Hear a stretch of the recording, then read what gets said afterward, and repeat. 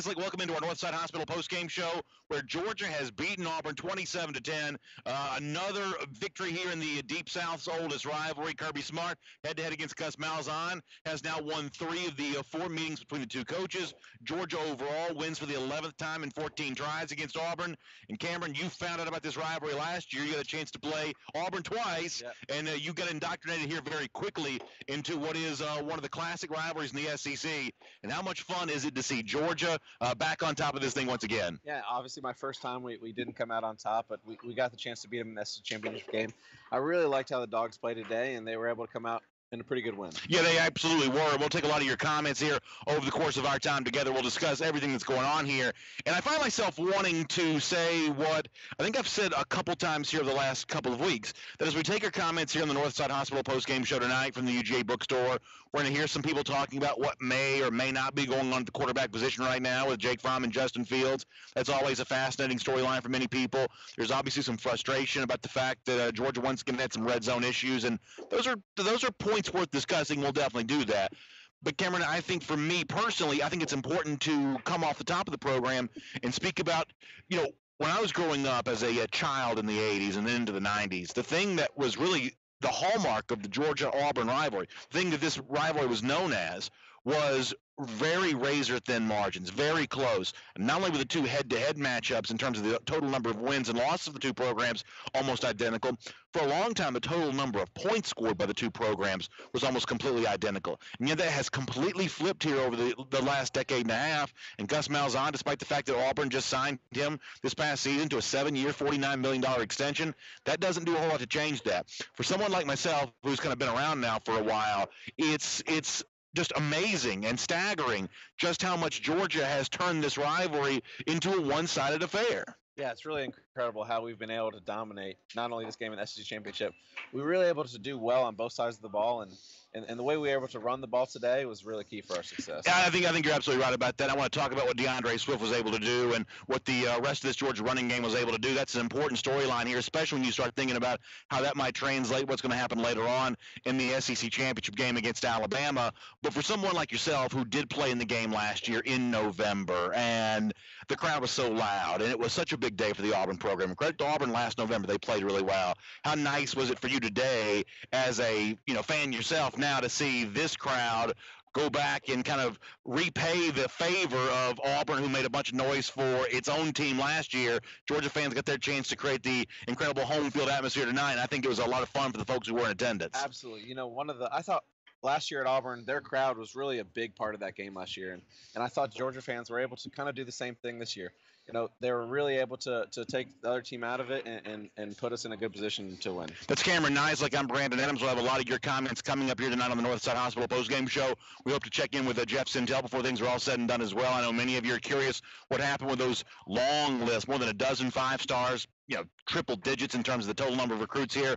We'll talk to you about that a lot. My comments are also loading up. We'll get a lot of those. For some reason, that's loading a little slow here, but we'll get a lot of those comments coming up. While we're waiting on that, let me remind you of everything you need to know here. First of all, we're presented by Northside Hospital and their tremendous staff of sports medicine experts. So whether you have an injury, you want to prevent an injury, or if you just want to perform better in the athletic endeavor that you're a part of, our friends at Northside Hospital can certainly allow you to do that. With 10 locations in the Atlanta area, there is one close to you. So make sure you check them out online at sportsmedicine.northside.com. I'll give you the website one more time, sportsmedicine.northside.com, or give them a call at 1-855-NH-SPORT. That's 1-855-NH-SPORT. I'll also tell you here at the UGA bookstore, you see Cam and I tonight wearing these fantastic Nike shirts. Really cool logo on these, very comfortable. It's part of the Georgia Nike apparel they have here at the UGA bookstore. Down on the first floor is where all the apparel is, and if you like to Nike up, the 47 brand, or really any of that, you can get that here at the UGA bookstore. Peter Millar,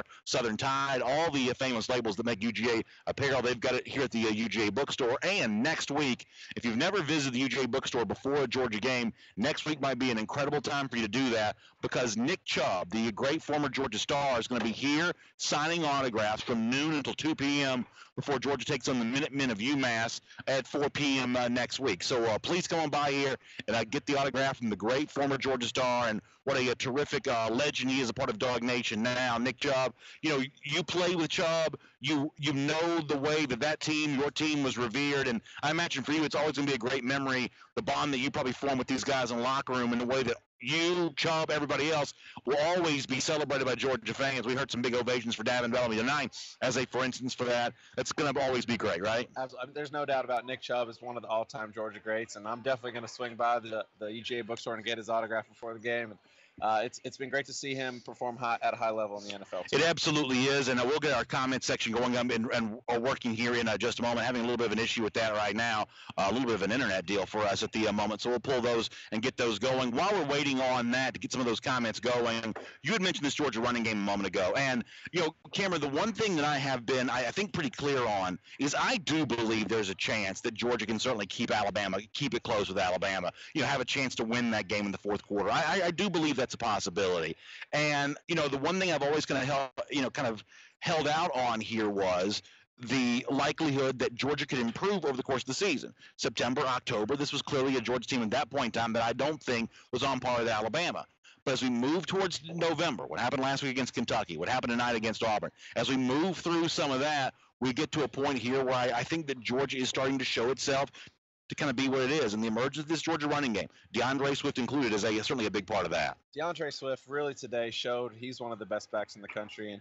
And not only that, I think the injuries that we've had on the offensive line have allowed us to build some depth. And we're seeing a lot of guys get time. And really, it's all kind of coming together at the right time for us. Yeah, absolutely. The game is looking incredible. I think you're absolutely right about that. I've got the YouTube comment section up, so I'll take some YouTube comments. We'll get the Facebook stuff going here in just a moment. Eric Anderson says the game was sloppy. It's not going to fly against Alabama, but we can improve, hopefully. And, Eric, I think it's that last point that, has been so important to me, is that Georgia does have a chance to improve. And I think it can be easy, and, Cameron, as a former player, I know you appreciate this, it can be easy to fixate on what did not go well today. The fact there were some red zone issues. There were a lot of penalties, a lot of substitution penalties, which seemed to be just a little bit strange. There was the interception by Fromm.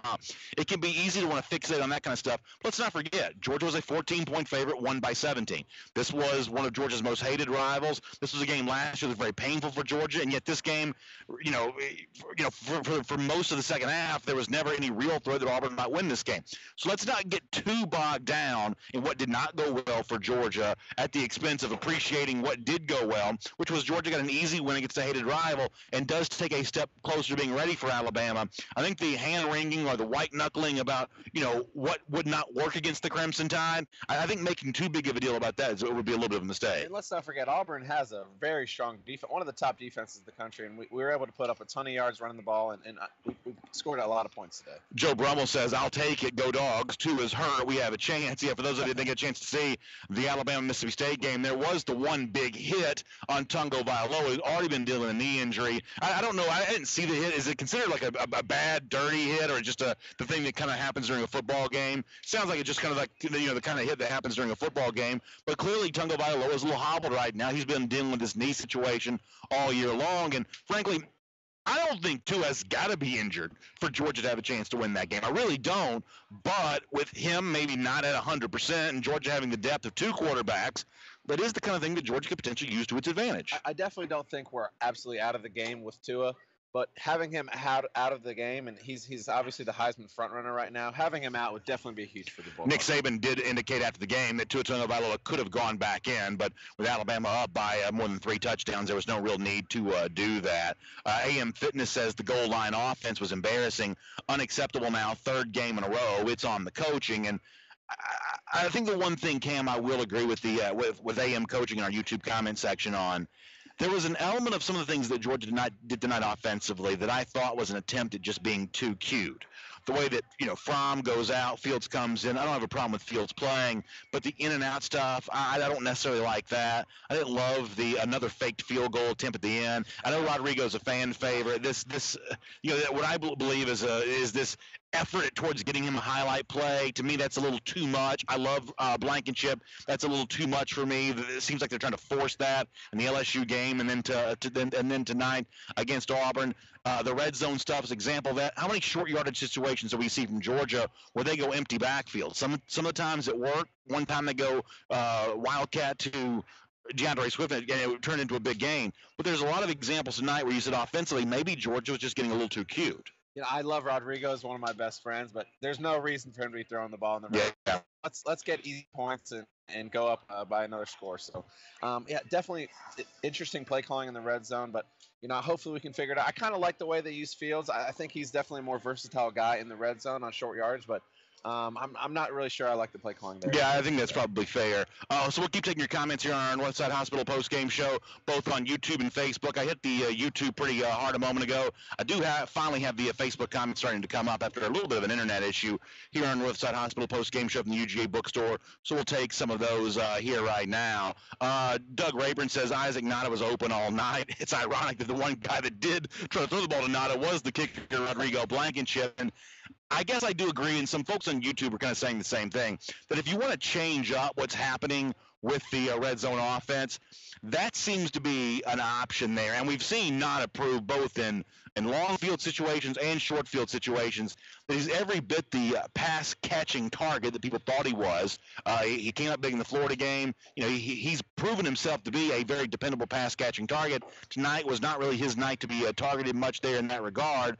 So I do agree with Georgia fans that when he's not a part of the game plan, something's missing, because clearly not as going to be an NFL tight end. He's going to be catching passes one year on Sundays. How about getting him more involved here on these Saturdays? We saw what he could do in that Florida game. I mean, what was it, something like 4 catches in a row? We saw he was able to get open and make plays down the field. So I definitely would like to see a little bit more of him today. But overall, my thing with the red zone offense, though, is less about who you're supposed to throw to. I think it's important to remember that when you throw one of those back corner fades or something like that, down near the goal line, that's a fairly low percentage play. You've got Elijah Holyfield. You've got DeAndre Swift. You've got an offensive line, and maybe you can say the offensive line doesn't play as well at the goal line as it does in the rest of the field. That doesn't make a lot of sense to me, so I don't know if that's true or not. But why not keep it simple and just use the bunch formation the way that you like to use it, and just go out there and just maul people? That's what you do for the first 95 yards. How about you do that for the final 5? I think we saw a lot of that last year with Fromm to Javon Wims on those kind of back shoulder fade type passes, and we're seeing that this year. We're trying to get it to J.J. Hallman in the red zone, but it's just we don't have the same kind of connection yet, and I think that's something that'll build over the next year or two. But right now, I don't think we're there. Run the ball, I think, is a better option. Montez Cole says the run defense is just nasty, much better tackling. I think there are 2 things that are true here. First, Georgia's run defense has gotten better from where it was earlier in the year when it was giving up yards to teams like Missouri and Vanderbilt. Tonight's another example of that. However, I think it's also fair to point out that, and this is a strange thing to think about when you talk about a Gus Malzahn offense, this bunch cannot run the football. They ran for fewer than 100 yards last week against Texas A&M, right at about 100 tonight against Georgia. So the Georgia rush defense has improved, but it's shocking how poorly Auburn runs the football when you think about that being the hallmark of that program. I do think the Georgia run defense is playing a lot better than it has been in the past. But this isn't the Kerryon Johnson Auburn run offense that we've seen. They're not able to push the ball down the field like we've seen with the run. Larry Drummer says DeAndre Swift is slowly becoming the featured running back, and at this point in time, I'm not so sure it's slowly.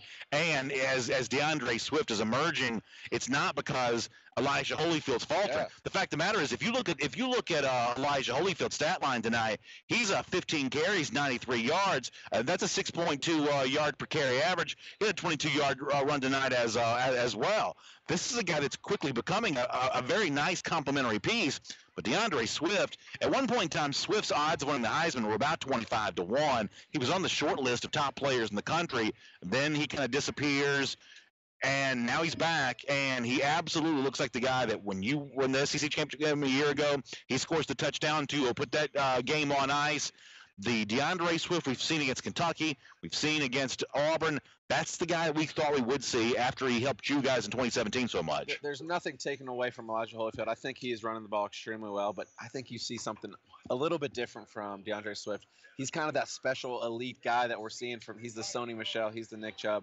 and there's something about him that really other teams really can't prepare for. And let's get a little clarification here, because I was in the stadium and I'm coming over here to the UG bookstore to get ready for this. There's actually kind of an interesting conversation about Swift on the ESPN broadcast tonight. I want to make sure I say this correctly. Is it true that ESPN said that he had surgery on both groins in January? So Kirby Smart has, which is his prerogative. Kirby's obviously not going to just, telegraph every injury. But, when Kirby has spoken with reporters here throughout the 2018 season, has at no point in time, even when he was pressed on what's wrong with Swift, he acted like nothing was wrong with Swift, and they were just choosing not to use him for whatever reason. We'll come to find out, according to an ESPN report during the game tonight, he had groin surgery, both groins going back in January, and, obviously, whatever recovery time was there now, that recovery is now finished, and he does look like that, all SEC.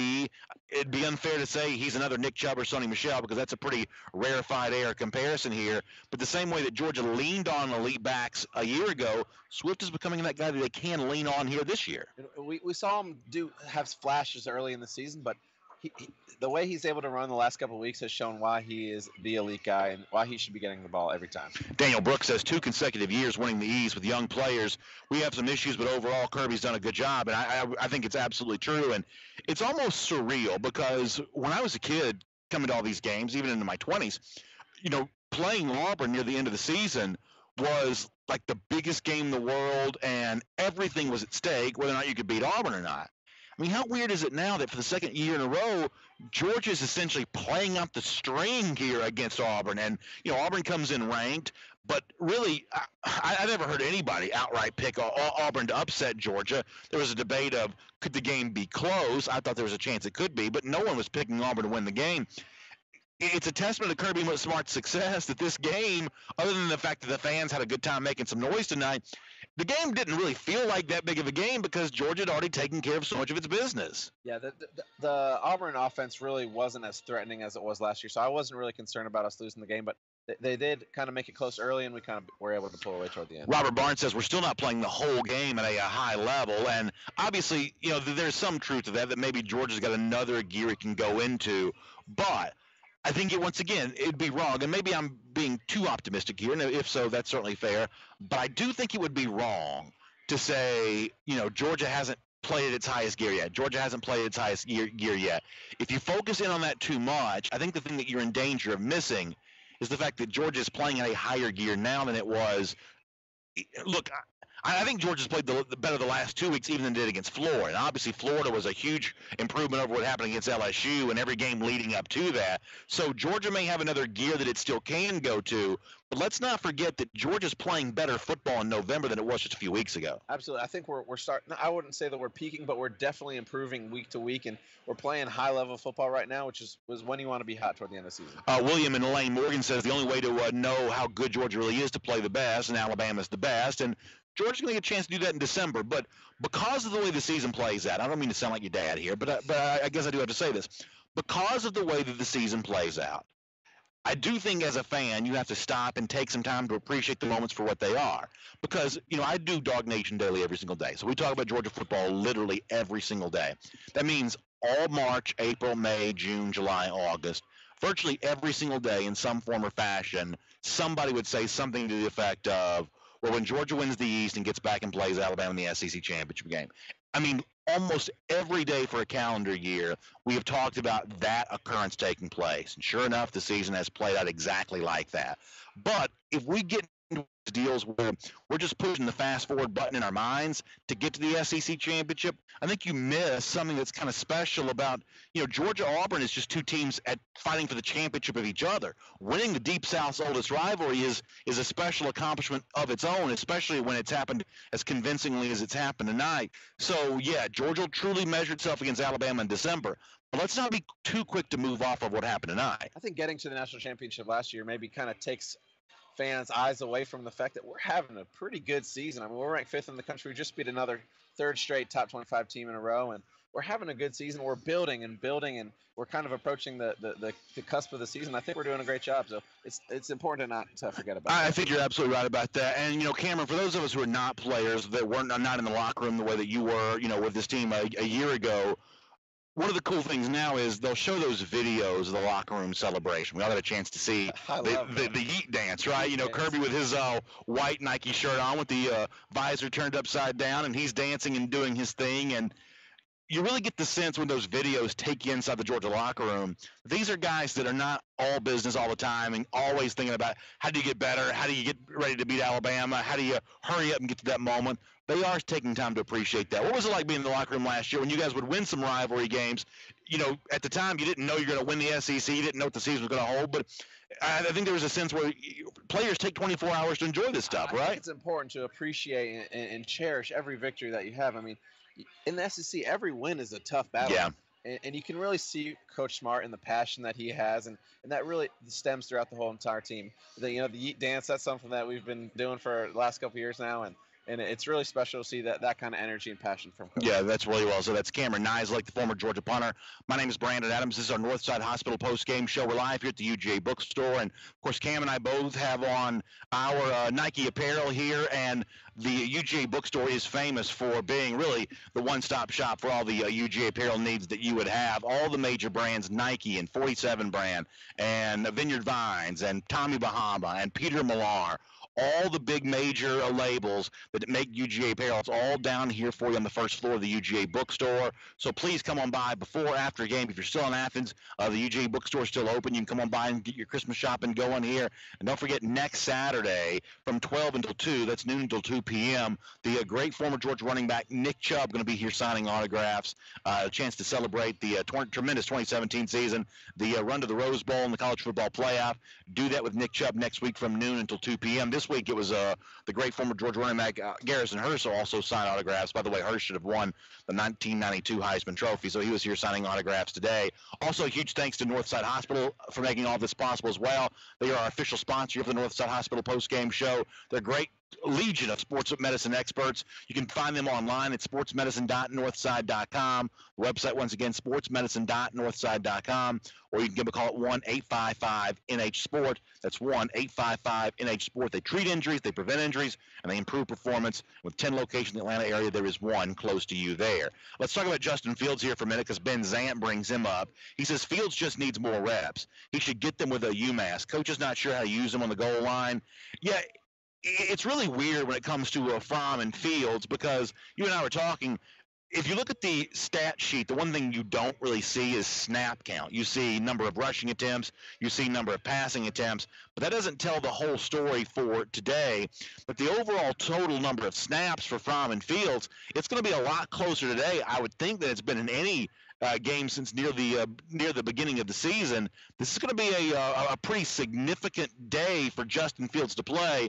Doesn't really get involved in the passing game a whole lot here, but was on the field a lot. What did you make of the fact that we saw Fields heavily involved after not playing at all against LSU? I like the way he was able to come in and kind of get some time today, but I think you still see a little bit of that inexperience. Even in the fourth quarter, we saw him take that big sack, and although the game was already out of hand, we had the game in the bag, but that's kind of a sack that we can't afford to have, and that's why I kind of like Fromm keeping it going, but I do like getting him more time throughout the season. Yeah, listen, I think that, look, when it comes to Justin Fields, and, as one of the commenters mentioned a moment ago, there's, a lot of young players on the field for Georgia. Overall, I think the experience that you're giving these guys right now is just going to be critical for what's going to happen in 2019 and 2020. And, having Tyson Campbell in at cornerback. I know Campbell was replaced by Eric Stokes tonight. That's probably the right move maybe for right now. Stokes came in and gave Georgia a little bit of a spark there defensively. But having him on the field, having on the linebackers who made big impacts against Kentucky, when you have those kinds of impacts from young players there, I just think that experience becomes valuable because of it's allowing those guys to take the next step with their progression. They got to be on the field to have that happen. So Georgia, in a lot of ways, is lucky to really be able to do that. Absolutely. I think that's maybe the one thing that this team is missing is that veteran leadership that we kind of had from the Chubbs and the Sonys for last year. And these guys getting this experience this early in their careers is only going to be extremely beneficial later on. Hearing some issues with the audio. We'll try to make sure that's all working well and good. We'll try to make sure that everything's okay with that. So it's good to have you here on the Northside Hospital post-game show. Been taking a lot of comments on Facebook. Let's get a few more here on YouTube here as well. Joe Brummel says, talk about that fake field goal because I loved that. It was a very interesting decision to do that. Listen, I think all Georgia fans are united in their love for Rodrigo Blankenship. It's amazing the ovation that he gets really before every game when the starting lineups are introduced. But to think they've now tried 2 fake field goals with Blankenship, one where he ran the ball against LSU, tonight where he attempted to throw the ball to Isaac Nada, that certainly seems like a lot of effort to get that highlight play for Blankenship. I'm not so sure that's the best use of our resources at the moment. I do like the aggressive play calling, but I think at that point in the game, that's kind of a play that we could have saved for a more critical part of the season. And I just love the way Rodrigo kicks the ball. It's almost guaranteed points that close of an attempt. So I'd like to see us put points on the board. Lloyd Dog on YouTube says that might have been a little bit of a nod towards Gus Malzahn there, a chance to kind of maybe run it up on Gus and make Auburn look bad. If that be the case, I would love nothing more than to see that go down there. There may have been a better way to go about doing that, though. Yeah, I agree. I like to see Rodrigo kick it. He's my favorite player on the team. So JP brings up an interesting point. He says, didn't that red jersey look good with black in the stands? It is really interesting. And we talked about this on Dog Nation Daily this week, that, a lot of fans did want to see Georgia break out the black jerseys here this year against Auburn. And so much so that really the dominant color among fans in the stands was black. Now, I said, I don't know if this is because fans really were trying to do their own blackout, or if that's just what color their coats were. Because obviously tonight was not the day to wear the red short sleeve golf shirt. It was more about the pullover, the sweatshirt, the jacket. Maybe more of those just come in black. What do you make? I know last year y'all didn't wear black jerseys. A lot of people thought at some point in time Georgia would. They did wear them in 2016. Didn't wear them last year. What did you make of, I guess, the decision not to wear black jerseys last season? How much behind-the-scenes talk was there about this? I think it's something that the guys always talk about. We see the black jerseys in the equipment room, so we know they're there. We know we have them, but I think Kirby said we don't need the black jerseys for extra energy because we're already excited for the game. But I think it would be something nice for the fans because we're putting a lot of effort and energy into supporting this team, and I think everyone wants to. Did y'all ever get close to wearing them at all last year? I don't think so. I think it's something that the seniors kind of had talked about, but at the end of the day, I think it kind of fell through. Rodney Hewitt on our YouTube comment section says, it would be a better thing to wear them against UMass. Now, I have to admit, I kind of mostly agree with Rodney and the other commenters who've said something similar here.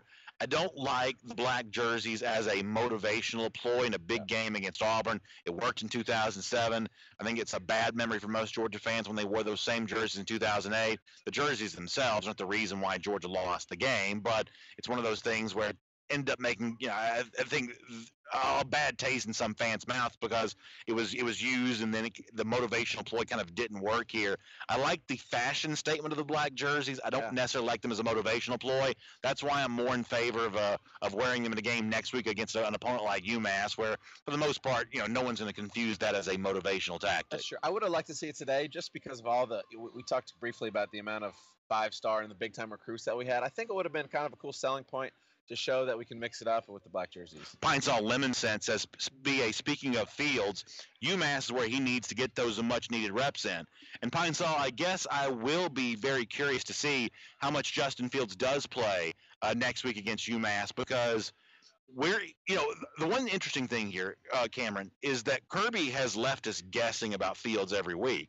He doesn't play against Florida, and therefore, a minute ago I said he didn't play at all against LSU. The game he didn't play at all in was Florida. He did play, I think, 2 snaps against LSU. And at that point in time, I think there were some people who said, well, I guess that just means that Fields is not going to play anymore this year. And he comes back, and it was a pretty significant part of the Kentucky game.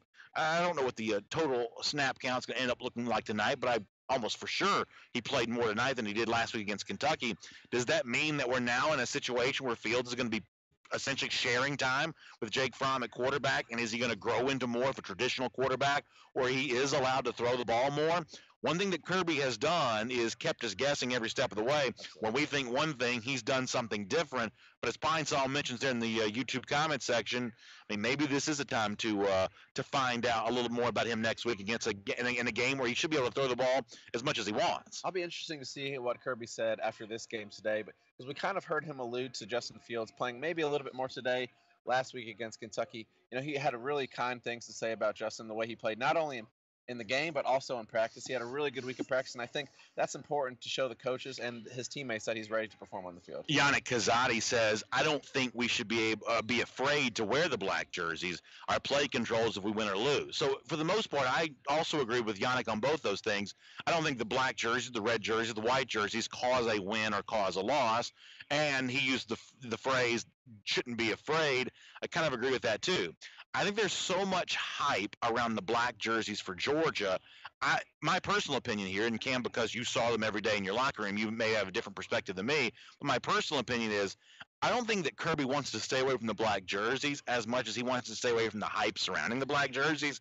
But if it wouldn't be such just the hint of possibly wearing them this week turned into one of the major storylines leading into the game. I think if Kirby could avoid the hype, I think he'd be a lot more willing to wear the jerseys. I think maybe if we just kind of sprung it on him, I think that would be maybe the best way to go. We don't want it to be a distraction. I think that's kind of what Kirby's point is. We don't want it to distract from the play. We don't want to get guys off their game. Brian McPhail on YouTube also says, I can't believe how well we ran the ball this week.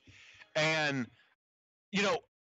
if you go back and look at September and early October, this Georgia team was not great running the football. I mean, go back to Austin Peay.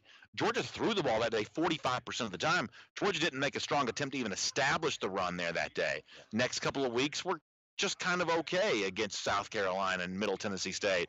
Not dominant in that regard necessarily against Missouri, Tennessee, or Vanderbilt. And yet, especially on first down, go back and look at the success rate for Georgia running the ball on first down in some of those early games. It was below the standard that Georgia had set for itself a year ago.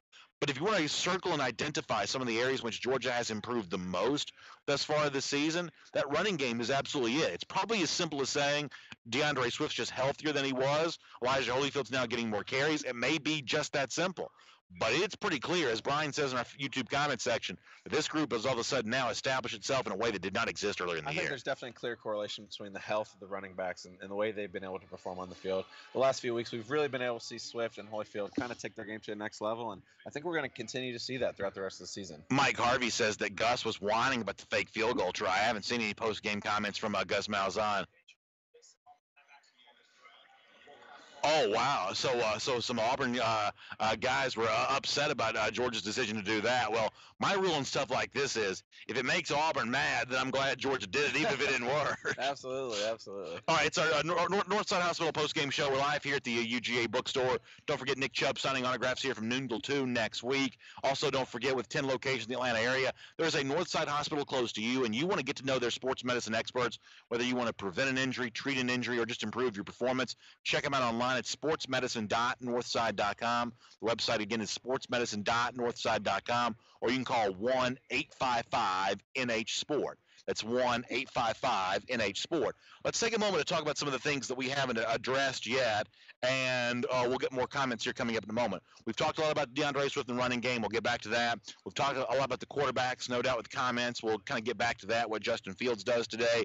Let's talk more, though, about what did not happen at the red zone. Yeah. So for the people who maybe just be joining us or in kind of a complicated conversation, what do you think the biggest issue for Georgia getting down there close and not able to punch it in? This is the third game in a row. This has kind of been an issue. I guess you can count the LSU game there in that regard a bit too. If you had to say, what you think the issue is, what do you think it is? I think sometimes it's a little predictable. I feel like it's kind of run, and then we're going to throw a fade to J.J. Holloman in the corner. So, we're not really mixing it up. I guess today we mixed it up a little bit with throwing Fields in the game, but I'm just not sure. We're not getting the push on the line, and we're just not able to execute in the red zone right now. And it's frustrating to watch because that's something that we've been able to see in the last year. And listen, I won't pretend to be a play calling expert, but from my vantage point of watching the game, it almost seems at times that Georgia's guilty here of just trying to be a little too cute, trying to do a little too much. I know that the opposite would be, Georgia's too predictable on the goal line. They always run the football. If that's what Georgia indeed did, then that's the criticism that you'd hear. Play calling is one of those deals where it's like you're damned if you do, you're damned if you don't. If it doesn't work, you're going to get, roasted by fans on one side of that coin or another. But I truly believe that simplicity is the best plan when you've got the offensive line that Georgia has and you've got the running game that Georgia has. And if you want to look at the expected success rate of a fade throw or any kind of throw towards the back of the end zone, the chance of that working as well as running play is just not going to work. And I don't think it has to be Justin Fields, although that's a fine time to play him. I don't love the idea of an empty backfield down there. The whole scenario is just pretty weird. Yeah, and as bad as we've looked in the red zone, I think kind of our sweet spot is just outside of the red zone. You're right. A little bit more space kind of allows us to open up the field a little bit more, and we saw those touchdowns from Tyler Simmons and Terry Godwin today, right outside of the red zone. And speaking of the Godwin touchdown, let me talk about that for a moment, because in a lot of ways, that was one of the more interesting plays of the entire game. It's obviously a great highlight to close out the first half on. But what makes the play so interesting is, I'm following along in the forum at forum.dognation.com. I'm checking out my Twitter feed at DogNationDaily. Cameron, I know you're doing much of the same kind of stuff. And I really felt like we were on the verge of having a lot of very upset Georgia fans about what they were going to describe as suspect play calling in the first half. I think we're going to hear a lot of that. Yeah. And then you see that fourth down play where Georgia, with less than 30 seconds to go in the first half, goes empty backfield on fourth down, makes the decision to throw the football. Remember, if that's an incomplete pass, Auburn's going to get, I'm not telling you it's great field position, but it's field position. They would have had a chance. They would have certainly considered doing something with that possession had they gotten it there. And yet it seemed like Jim Chaney just identified an absolute weak spot. Terry Godwin was wide open, makes a move, gets the touchdown, and ends up being one of the most beautiful, well-designed plays of the game. And it was a total answer to what had been some Chaney criticism from a lot of Georgia fans on the various social media channels leading up to that point in time. You got to give credit where credit's due here. I think some Georgia fans were a little frustrated with Chaney, but that was clearly a moment in which he paid off in a big way. We talked a little bit about the injury bug with DeAndre Swift, and I think Terry Godwin is finally kind of coming into it. I think he was a little banged up throughout the season, but I really like the way we got him the ball today, and I think I said this week one, he's our best receiver on this team, and I really like to see him getting the ball. Yeah, so it's been fun to watch the pecking order of receivers kind of emerge. Tonight was a night a little bit more about Terry Godwin. The overall numbers for him, he gets 3 catches for 84 yards, does have a touchdown.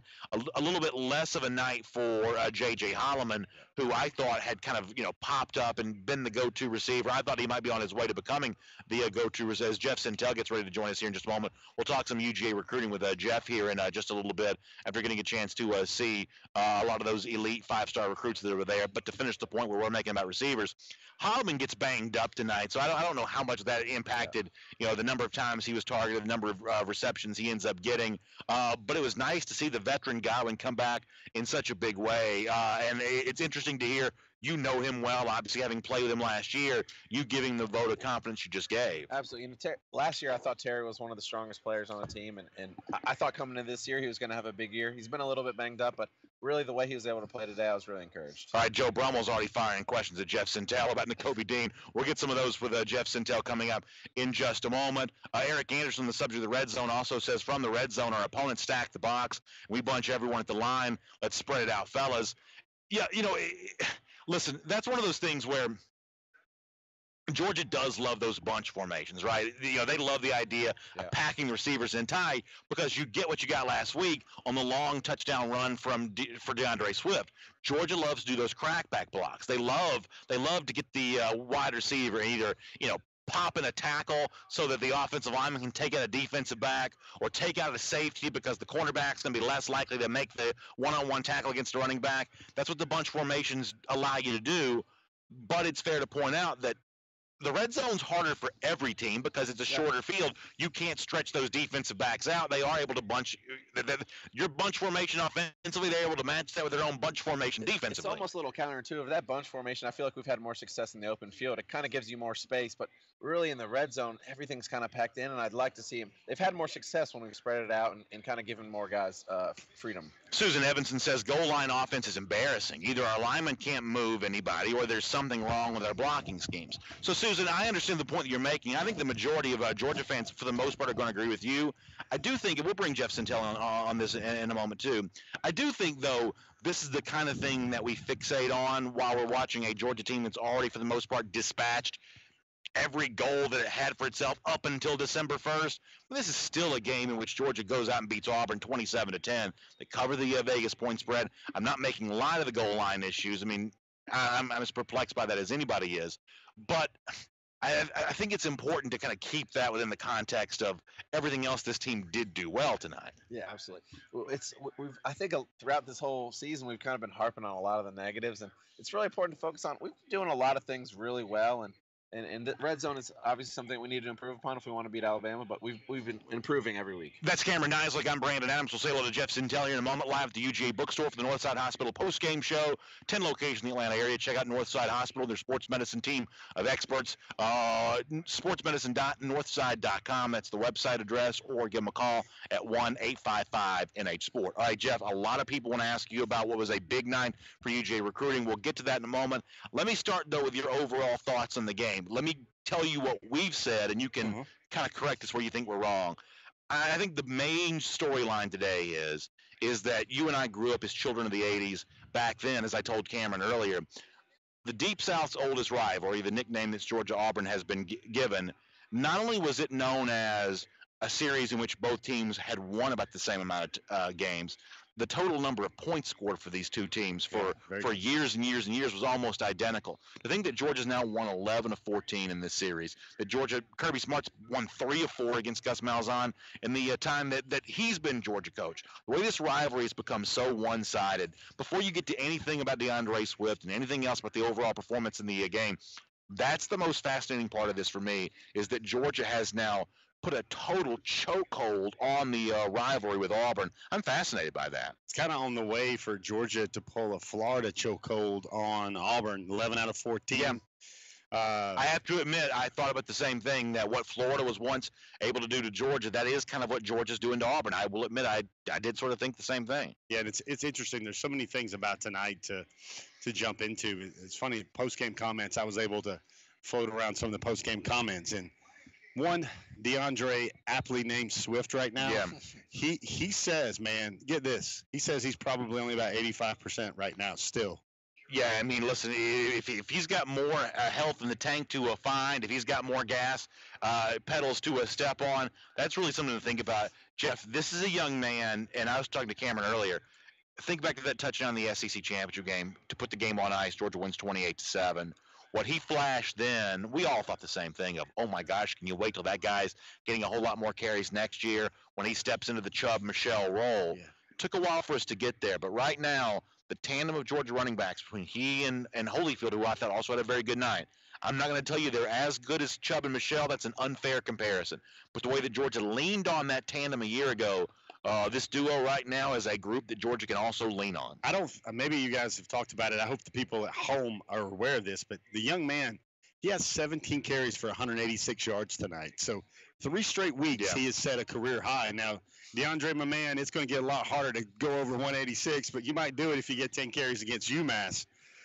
He averaged 10 yards a carry, and maybe the most glaring thing that jumps out, Georgia has 46 carries for 303 yards. And when you take away, again, the bludgeoning in short yardage where Georgia still has trouble moving the ball in the short yardage, some people call it the money zone or whatever, where it's in the 5.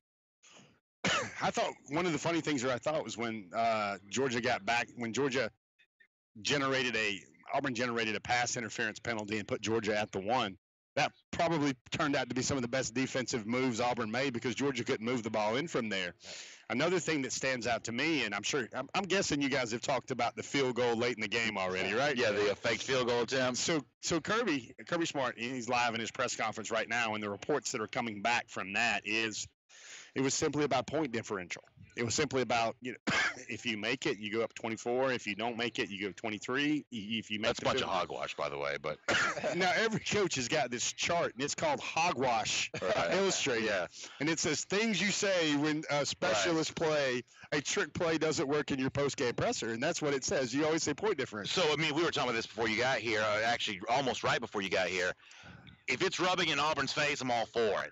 If it's a strategic move, I think it's too cute. No Soldier Boy was played tonight. I'm disappointed in that. Look at everybody being critical about a winner. You one of those Steelers guys that's being critical. That is worth criticizing right there. And, it's funny. And, a lot of people are, they try to sound like the funny guy or the smart guy or the guy with jokes after a game or on the sidelines. And I think one of the best ones I heard was, there were two. One of them was, they wish Georgia, this came from the crowd actually, they wish Georgia would show the same creativity in short yardage offense that they show in field goal fakes. That's pretty good. And the other one, I like this one too, was that now that Justin Fields has thrown another pass against Auburn, his arm can no longer be redshirted for the season. That's pretty funny. He's throwing passes in 4 games now. So Brian Wright saying, y'all talk recruiting. I promise we'll talk recruiting. I promise we're going to do all that kind of stuff. But one of the things you'll also be writing this weekend is your freshman report at dognation.com. I would imagine a couple of bullet points in that report are going to be the fact that we did see Georgia go away from one of the freshmen that's been on the field for virtually every play of consequence this season. Yeah. Eric Stokes gets the nod over Tyson Campbell in the late stages. Really, from about the second quarter on, it was Stokes not in place of Tyson Campbell. What did you make of the decision to give the young true freshman a chance to do a little watching tonight? Well, Eric's coming around, and that's the other Makes thing. a big play at least once. He's pushing. And, the other thing, and I hope you caught this early in your show, but Otis Reese catches the start as well. He did. And you saw, again, Adam Anderson playing some early snaps at inside linebacker. Yeah, people are raving about Anderson in the comment section. He's looking very good.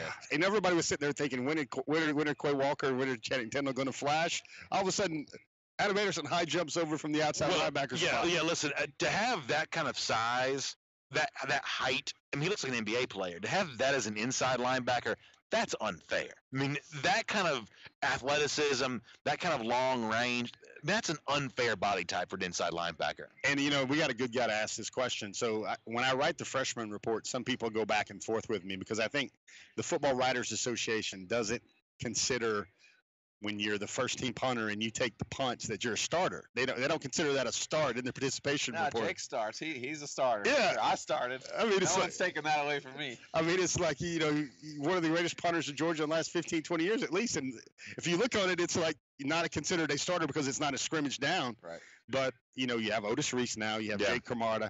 You have Tyson Campbell. You have Jordan Davis. You have Cade Mays. That's 5 freshmen out of the 2018 class that are already starting right now. And every game shows a little bit more about Georgia. And doesn't the healthy run game just fix a lot of ills? Oh, it does. And to me, I hope you guys have talked about this, but to me, I guess I would call it in-game strategy where it's 4th and 2 and Georgia bleeds the clock. And I guess that's basically because if they don't make it on 4th and 2, it leaves less time for Auburn. Yeah. And then they bust a chunk explosive. That had to be the play. Yeah, we did talk about this, Jeff, because it also comes at kind of an ironic time where at the forum at forum.dognation.com and on my Twitter feed at Dognation Daily, I'm sure your Twitter, Cam, I'm sure your Twitter, we had Georgia fans with their pitchforks out to go after Jim Chaney for what had been kind of some curious play calls in the first half, and then he dials up one of the prettiest plays that he's ever run at Georgia, getting a chance to isolate Terry Godwin there and turn that into a really gutsy touchdown, because if that's an incomplete pass, and that two, Fromm and Godwin almost connected with each other in the Tennessee game on a very similar play, but just kind of had a little bit of a missed time there. If there's any kind of misfire, that becomes a drive that Auburn could do something with. It's a gutsy play. It's a little bit more aggressive than risky than you're used to seeing Kirby Smart, but, man, does it really pay off. So the gentleman, Jake Fromm, says afterward in his post-game press conference, they're talking about it, and he said that was his hardest pass of the night simply because it was so stinking wide open. Yeah. It was like one of those 3 or 4 foot putts for Mr. Nizelek on the golf course for a birdie. I mean, that's how it goes for him. But, I mean, he said that was his hardest throw of the night simply because it was just so wide open.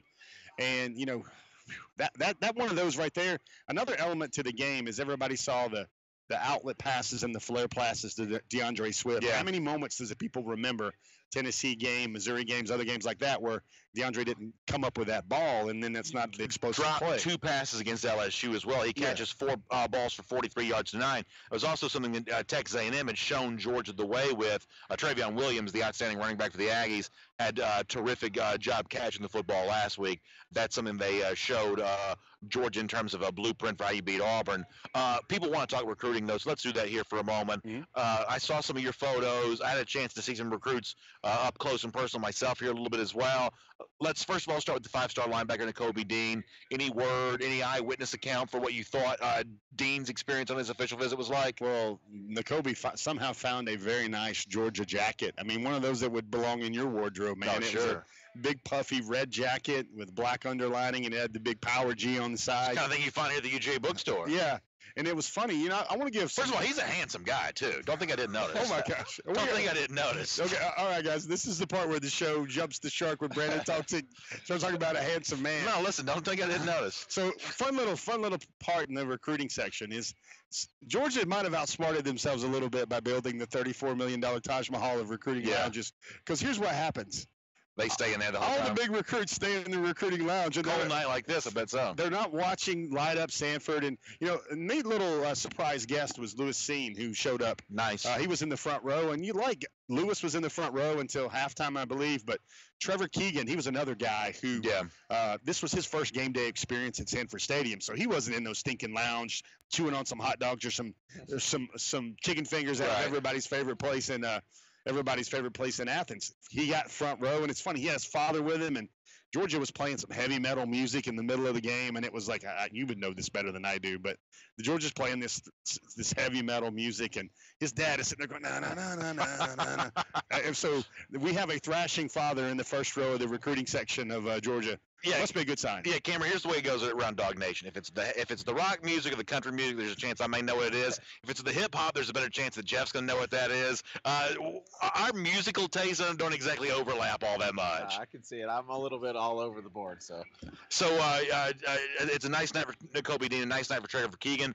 I thought it was kind of interesting to see Clay Webb back here again after having been at Clemson so much as of late. I saw Webb on the field before the game. He was certainly enjoying himself. That was also a nice thing to see. Yeah, Clay Webb was there as well. He was way up in the back rows. And also Brian Brzee also showed up as well. And I will tell you, his dad really gets into it. His dad was really enjoying the festivities and everything that was going around, of the pageantry of Sanford Stadium as well. And a lot of guys showed up. It's just the way Georgia's recruiting right now. And I didn't see any. I did see the Ryan Fitzgerald, the talented kicker out of Colquitt County. I wanted, guys, this is just floors my mind. Nobody wants to read about punters and kickers all the time in terms of recruiting, but this kid kicks the ball so far. He's kicking 64, 63. That there are people that are wondering if he's using these new composite balls. And for folks that don't know, this may blow your mind. There's a ball out there that is only legal in certain high schools, and I don't think it's legal in college football at all. No. But it will add 4 to 5 yards on your field goals, and it's something that fans don't really know a lot about is the football, and it makes a big difference. And you see a lot of high school kickers, especially, kind of sneak in there. But I thought they changed the rule where you have to use the game ball now. Yeah, but a lot of high school guys kind of trick and can paint their own stuff on there. So you see that a lot, and I don't know if that's the case, but I've seen some of his videos. He's been kicking the ball well. So you remember the court bats and everything that was going on? There's this underground thing where, the kickers already got to worry about the smaller tee, kicking off the tee, the 1-inch tee, the 3-inch tee, and now they've got corked balls and everything else to think about. It'd be hard to imagine anything like that happening at Colquitt County. So one of the cool things that happened at the UJ bookstore before the game today, I actually had a chance to walk around here and see this before. These are really cool patches. These are Deep South's oldest rivalry patches. And when you made a purchase at the UJ bookstore today, they would actually iron these on. You can get them put on your shirt. You can get them put on your hat. This is a really cool thing and a great souvenir for a great rivalry. I love the Deep South's oldest rivalry patch. I especially love this one with the red and black. This one's got the both logos. That's a really cool thing for the UGA bookstore, and it's always so much fun to be at the UGA bookstore. By the way, I love this. This is fantastic right here. The Nike stuff, and of course the Nike, the 47 brand, Tommy Bahama, Southern Tide, Peter Millar, Vineyard Vines. It is all down on the first floor of the UGA bookstore. So if you're looking to get some Christmas shopping done, you better believe. I was walking around today with my phone and just taking pictures of everything I want my wife and family to get me for Christmas. Is that how you do? Is that like a wedding registry? That's exactly. Instead of like the little thing where you like just scan the barcode, I'm just taking the picture and sending that. Something else from the recruiting standpoint, Jeff, that I wanted to make sure we mention. You had some good photos of this. I think we may have even have some video of this as well. Really red carpet treatment today for Tyreek Stevenson. That's not a huge surprise. Stevenson actually had been at Auburn a week ago That was an official visit that I guess some people thought probably, didn't change the board in terms of Auburn getting more involved with Stevenson. Stevenson, I would think, has to rank among about the 2 or 3 most important uncommitted players out there for Georgia in 2019. And, he had some up close and personal time with some Georgia coaches, really taking a lot of stuff in today. You had some great photos of that. You put those in the forum at forum.dognation.com. Looked like Georgia was really trying to put its best foot forward for Tyreek Stevenson today. Yeah, Tyreek Stevenson also somehow found a red jacket. It's funny how they have a lot of that apparel available for guys to wear. Georgia just doesn't want these guys to get cold whatsoever. No, listen, yeah. N'Kobe Dean was also. By the way, Stevenson from South Florida. Make no mistake, this may have been the coldest day he's ever had in his young life. He's only about 17 years old. He may never seen weather this cold before. So if you guys are on the forum, I dropped some early photos from pregame, and poor Riley Ridley was sitting there and catching balls and warm up. He's like, I mean, you would have thought he was literally over ice fishing in Minnesota or something like that. Yeah. And then Terry Godwin and both Nicole Hardman, they're wearing they look like ninjas or something out there, like Halloween costume ninjas. It was cool. You see this picture? They literally look like ninjas. It was really cool. And And Tyreek, they put him on the goal line. He's watching everybody warm up. Another thing for N'Kobe Dean, who someone will remain nameless, is commenting on his handsomeness. He's a handsome guy. And he had his family with him. They were on the second row. They were taking it in as well. And it could be said that Georgia currently has 16, 17 guys, 17 public commitments now in the 2019 class. It could be said that the majority of the finishing kick of Georgia's recruiting class might have actually been here in Sanford Stadium tonight. That's a very fascinating thought to think of, because if that's the right collection of names, that's pretty good. You were about to say something a moment ago. It's not that cold yet, guys. I know. It was almost Cam played at Columbia in the Ivy League, so he knows what true cold is. But for a son of the South such as myself, 42 degrees, but as cold as I ever wanted to be. And I got a Snapchat from Rocon before the game. It was snowing up in Chicago. So listen. At least we're not up there. Yeah, listen. Yeah. In Chicago, it gets bitter this time of year. I think everybody out there talk to me about this. I don't think you can call this a cold weather football game until you can see your breath for an entire quarter. If there's a colder weather game than this in Athens, I don't want to be there. I mean, it's been colder in Athens, man, over the last 5 years. It's got to have been colder than this. I mean, it's been colder before. I'm saying this is as cold as I want it to be. Now, Super Hecky in our YouTube comment section said, how much did the cold weather impact the game today? I would say overall it probably doesn't impact too much. And Cam, as a former specialist, or current specialist, former specialist here at Georgia, you can probably speak to this certainly better than I can. I think one of the reasons why the weather ultimately doesn't impact the game too much is because while it was cold, it really wasn't that windy. And I thought about this at the moment in which Georgia almost attempted a 55-yard field goal with Rodrigo Blankenship, that if they wanted to try it, they probably could have, because there was certainly no wind blowing back against Rodrigo's face at that point in time. I think the wind is definitely a bigger factor than the temperature at this point in the season. So we've got a specialist here, and I want to ask him this hard-hitting reporter's question right now.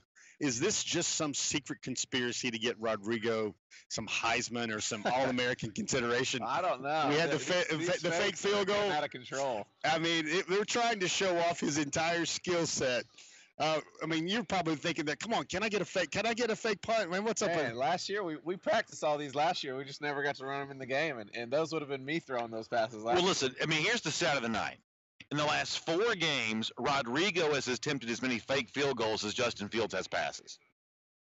Currently in the last 4 games, Rodrigo has as many passes as Justin Fields has in the last 4 games. I mean, he also has the one, basically, lateral that turns into a pass. So, listen, I love Rodrigo, but I like Rodrigo doing his prime job, which is kicking the football a lot more than I like him throwing the football. Interesting. He didn't boom one out of the end zone tonight, and it's funny how Rodrigo's streak is, because it doesn't go out of the end zone, and it's not a touchback, but then the Auburn player runs it out and gets it thumped, and he jars it loose, and they almost have a turnover there. All right, it's our Northside Hospital post-game show. That's Jeff Sintel. This is the former Georgia punter Cameron Nislek. I'm Brandon Adams. Thanks so much for being with us. Huge thanks to Northside Hospital for also making it all possible as well. And there are 10 locations around the Atlanta area, and a tremendous team of sports medicine experts that keep Atlantans feeling good and recovered from injury and back in the game in no time. Check them out online at sportsmedicine.northside.com or give them a call at 1-855-NH-SPORT. We're ready to wrap things up here in a couple of minutes.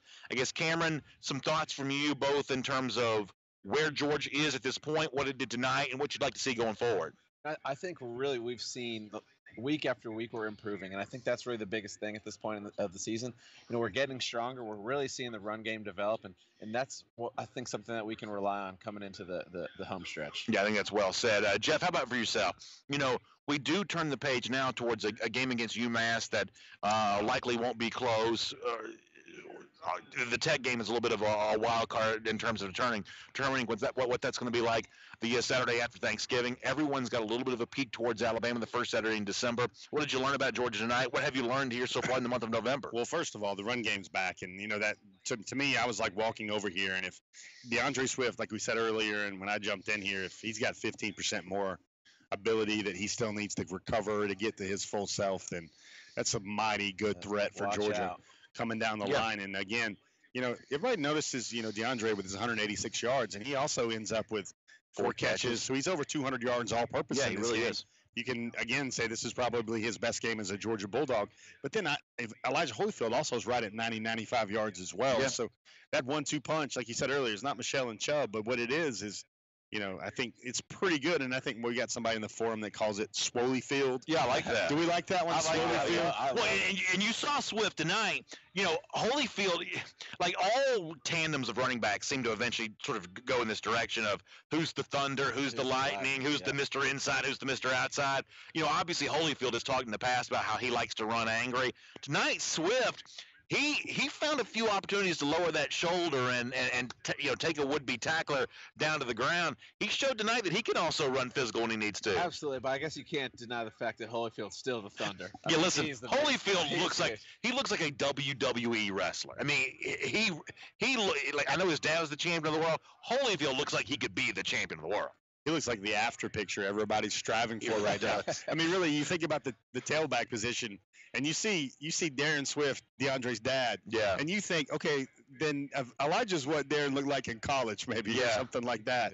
Yeah. You just see this team kind of putting things together. It's the run game. It's Jake Fromm just kind of being the guy that has his hand on the wheel. And I think, and I know Georgia fans like to talk about this probably ad nauseum over the last 4 or 5 weeks, but you see a little bit more Fields. You see Fields a lot in the red zone.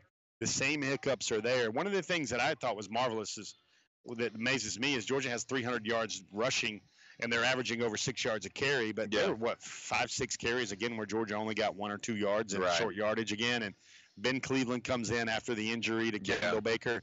Seems like he's got a few cobwebs he's still trying to dust off right now. Yeah, and then Kendall, that's the one of the injury report things everybody's going to look at is where's Kendall at going forward. But one other thing I hope people notice, and when you do your second watch of the game, just look for it.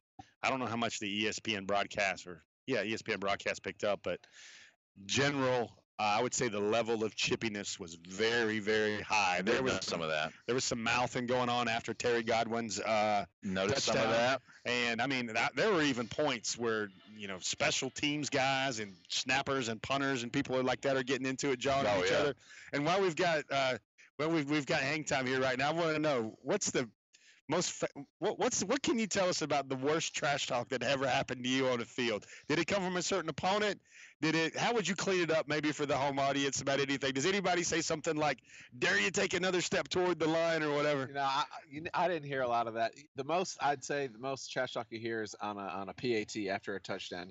When we're lining up, you can hear a lot of from the O-line to the D-line. You hear a lot of that. That's that's not something that I really do.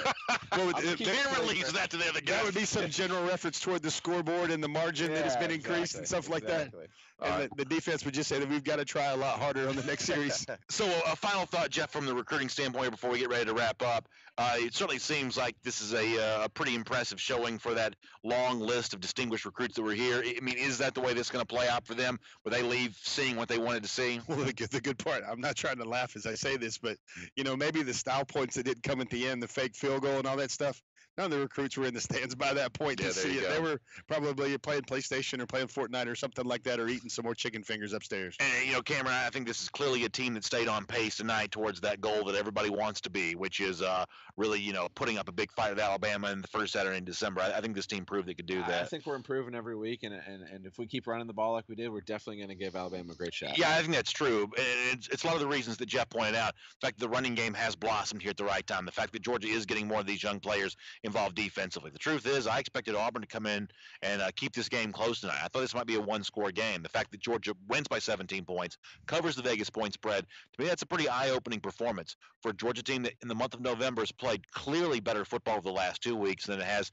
at any point in time in the season. They appear to be peaking at the right time, and the best could be yet to come. For Cameron Niaslik, the former Georgia punter, for Jeff Sintel, our Dog Nation recruiting insider, thank you so much for being a part of our Northside Hospital postgame show. Huge thanks to the UGA Bookstore for being our host, our home away from home when we are here in Athens. Don't forget, next week, before the UMass game, the legendary former Georgia running back, it seems weird to say former, but for almost a year that's been the case, Nick Chubb, though, back in Athens next week, signing autographs from noon until 2 p.m. here at the UGA Bookstore. We'll see you after the game here once again, as well, for the Northside Hospital postgame show. And huge thanks to Northside Hospital. And if you got that banged up knee, that back that's been giving you trouble, those sports medicine folks there from Northside will take good care of you.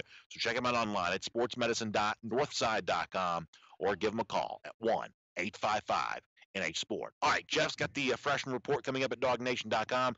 You can read about all the first-year players that got involved in tonight's game, and some of those guys made very significant contributions. I'll see you Monday for Dog Nation Daily. We'll look forward to being back in our Atlanta studios for that. And then once again, back here in Athens next week for Georgia and the Minutemen of UMass. Stick it with dognation.com all weekend and the forum at forum.dognation.com as well for more reaction and coverage to tonight's 27-10 win. Georgia on top of the Deep South's oldest rivalry once again. Y'all have a great weekend, everybody.